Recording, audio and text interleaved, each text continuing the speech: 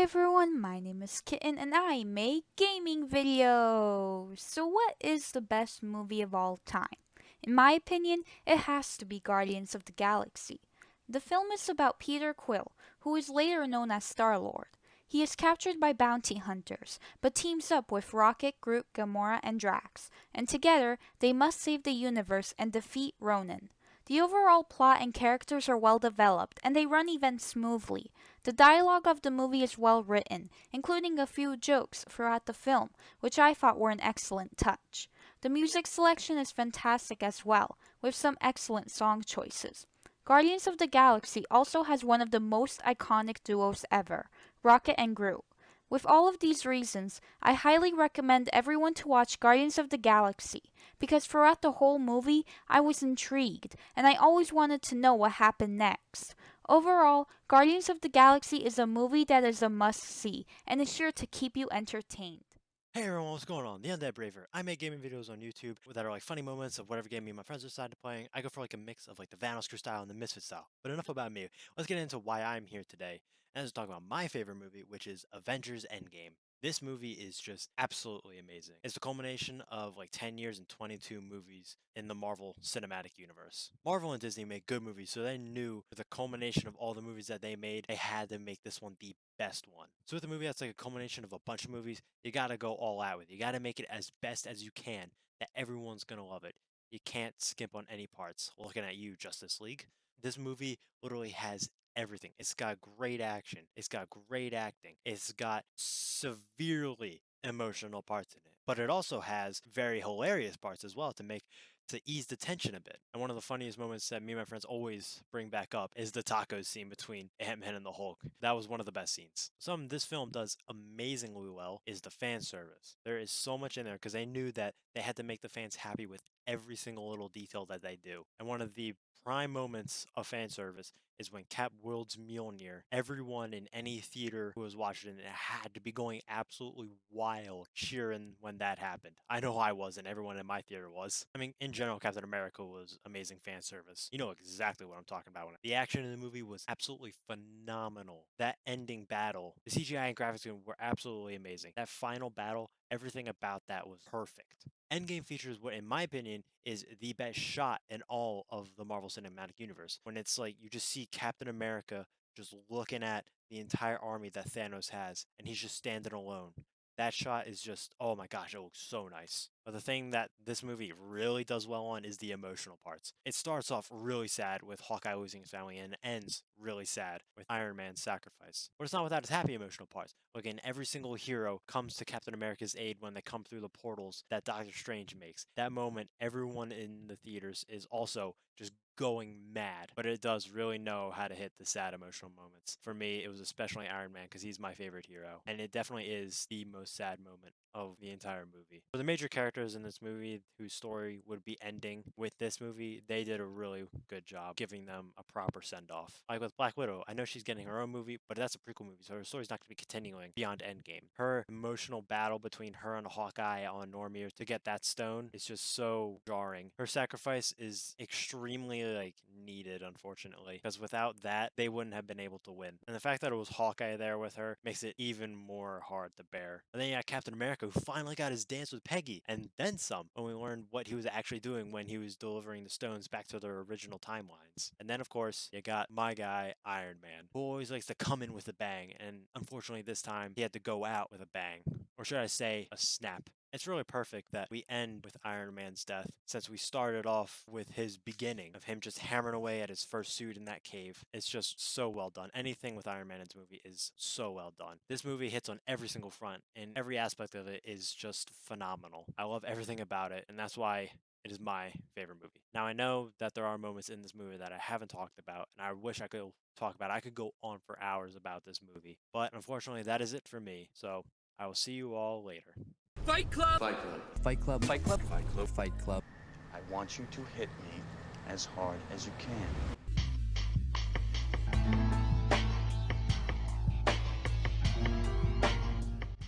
Hi there, I'm the Absurdist, and today here on Film Domain, I'm talking about the movie I can say with great certainty is one of the greatest of all time.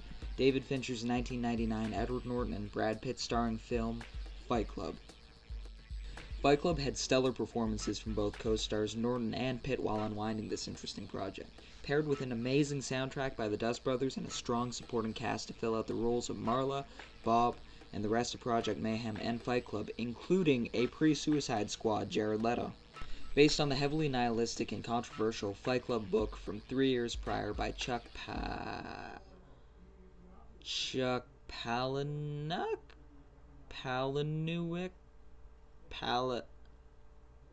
Chuck Palahniuk. That's how you pronounce it. Fight Club centers around a nameless narrator, or as he's lovingly referred to as by fans, Jack, in the midst of his insomnia, slowly losing his mind.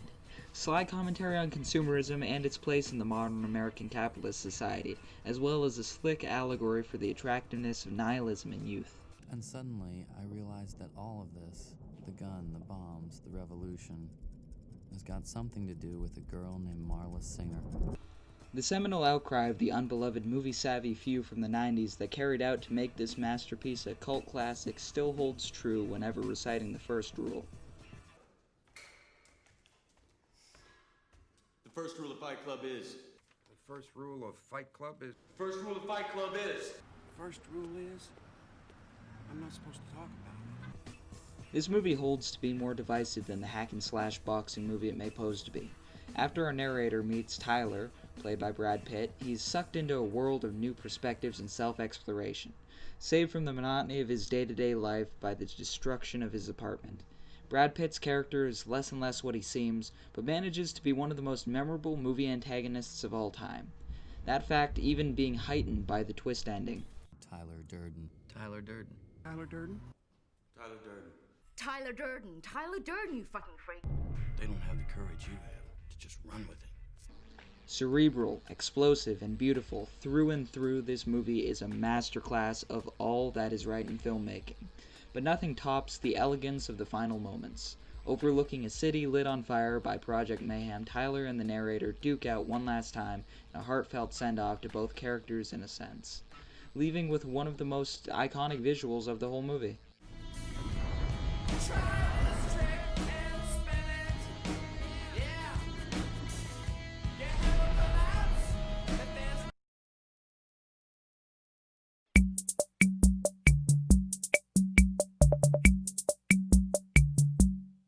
And there you have it, one of the greatest movies of all time. I hope you guys enjoyed this video, and if you did, feel free to like and comment. I'm gonna head back to my channel now, so peace guys.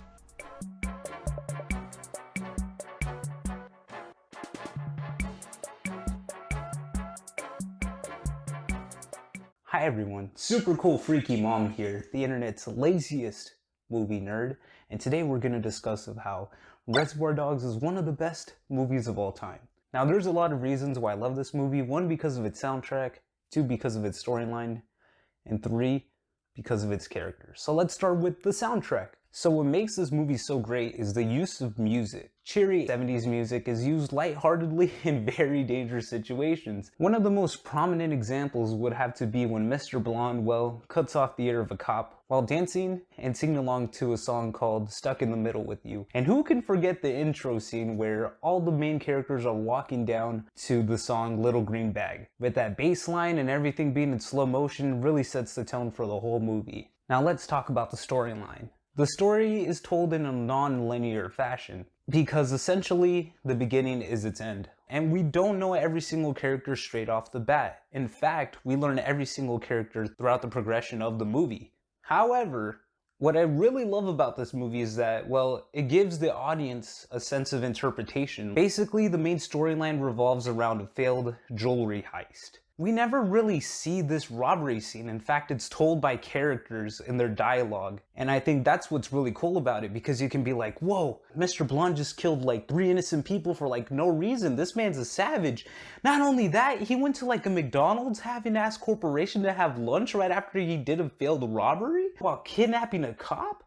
Like, how? But at the same time, even though we do see a little bit of parts of the failed jewelry heist, we never really see it in action. And honestly, that's why I really love this movie, because you can interpret it as however you want. You go in with that mindset of, I can maybe control the story with my head, then you'll love this movie. And let's get into one of the other important parts, the characters. So throughout the whole movie, we really get to know about maybe 4-ish characters.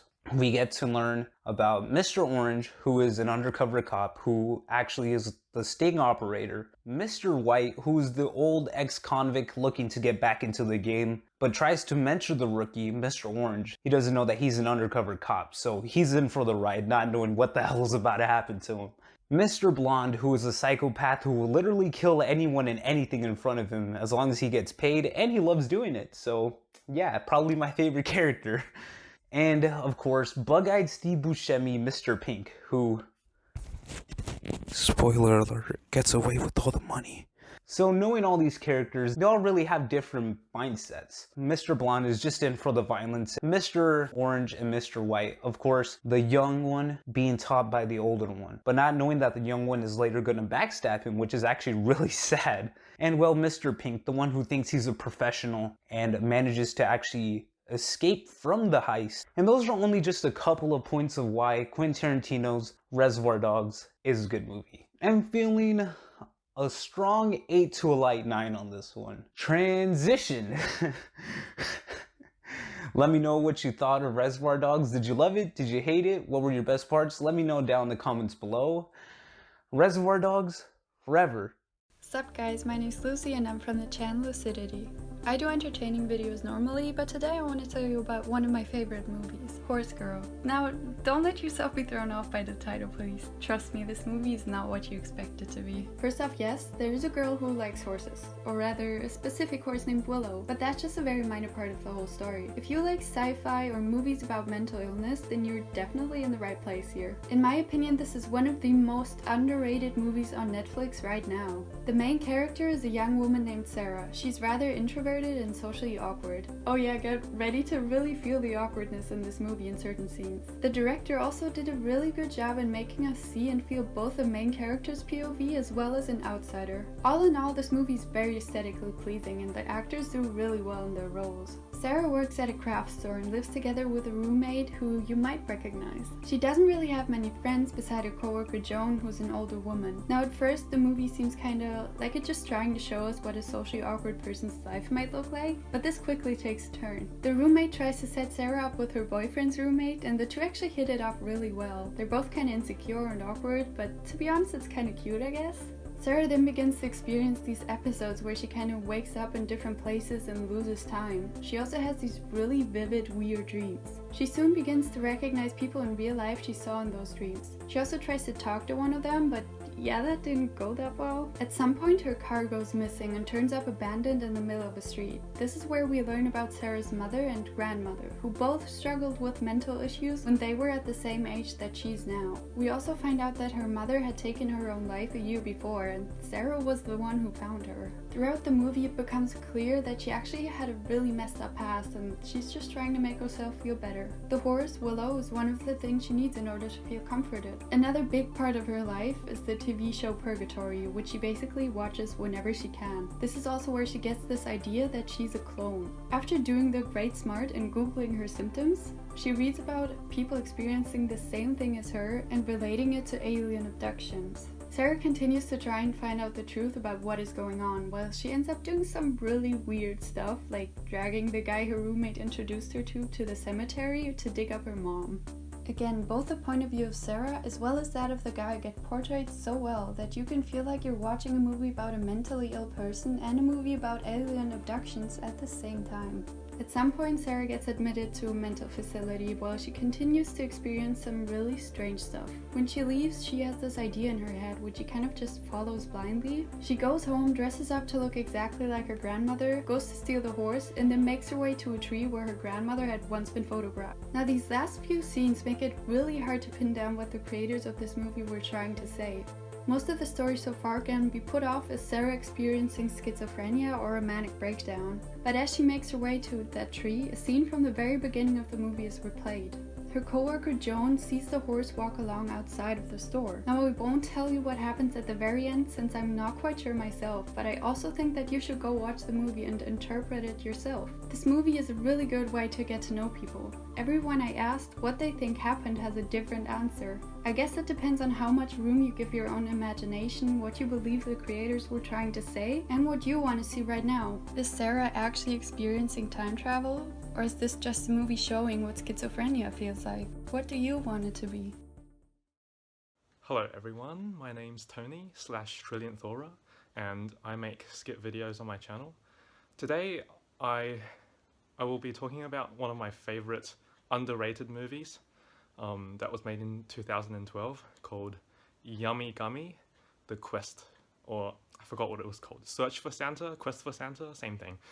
And in my opinion, it's one of the most underrated films of the decade. It's truly a masterpiece. Like, it's around the same level of filmmaking, like expert filmmaking, as like, say, Avengers Endgame or like The Godfather or something like that. And I really like it because it basically, I've seen this film numerous times and I can't tell you a single thing about it. Like, it's just a unique, completely unique viewing experience. You just gotta like take it in, just sit back and like just, you know, go along with the ride. You know what I'm saying? Like I really recommend this film because, you know, it basically has no plot. I mean, it's really loosely tied together for most of the film, so which is why you guys should check it out. Yeah, it's just really unique. It's one of a kind. All right, it's one of a kind, and I'll just leave it there. Hello, my name's Nathan from Nathan Challenges Life, and one of my favourite movies of all time is an older film called 12 Angry Men. Now, it was made in 1957, and the whole plot focuses on these 12 men in this jury room trying to decide whether this young boy is guilty of committing this crime. Now, the movie goes over all the different plot lines and really into the evidence base of what happened with this crime case. And so you hear the evidence testimonials into how the crime happened, why it happened, and what happened within it. And it's really interesting to see the logic play out. That's all centered around this one man in this jury room trying to convince the 11 other members that there's a reasonable doubt that the boy did commit the crime or not. Now, there's heaps of plot twists and exposures that really make you think about who committed the crime and how. It goes over the motives behind each person, and it really looks into each of the 11 members trying to decide the case, what their reasoning is of why they think the boy did it or not. Now, it's really captivating and really good if you love good logic in a movie and a good analysis of the plot, and really keeps you on suspense at the very end of the movie to find out what happens. I definitely recommend this movie. It's really fun to watch. It's a little bit older, but it's really good. Hey everybody, A1 Infamous here. I like to make a lot of gaming videos with my friends, and I also like to do a lot of commentary. Although this is something different than what I usually make, you know, I can take it serious for a video or two, huh? If you want to check out my content, go right ahead, be my guest. I put a lot of effort in, and I think you'll enjoy it.